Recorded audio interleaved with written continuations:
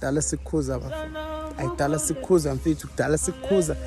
Dala sikhuza nabangani bakho.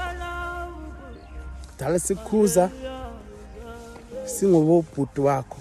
Dala sikhuza bakhuze nabosisi bakho. Awulaleli. Awulaleli. Futhi wena masikhuza uthawutshela. Wenza umathanda ngoba wena ngathi uyayazi impilo enjani.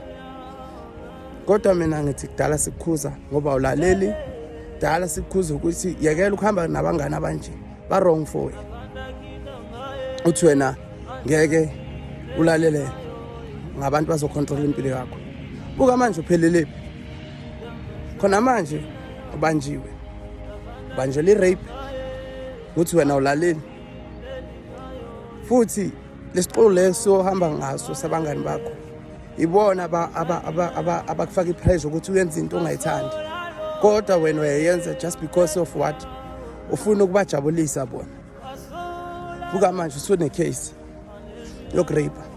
Buka manje usune case yokujotha. Sozathola kuphi umsebenzi? Ngoba kudala sikhuza. Khuzeka mfethu sikhuluma nawe. Khuzeka. Masikhuluma nawe kosilalele. Silalele mfethu kancane usilalele. Kodwa khona manje ayikho into ozoyenza khona manje ngoba uyabona ukuthi kwenzakalani ngempilo yakho. Dala sikhuza bafo. Dala sikhuza awulaleli lutho. Ngiyacela ukuthi ukhuzeke ke njengoba ubona abangani bakho bayenzani ngempilo yakho uyabona. Ngiyacela bafo. Ungaphindi uyenza lento leyo. Sizokuxolela njengobhuti bakho nomalume bakho. Ngiyabonga. God bless you.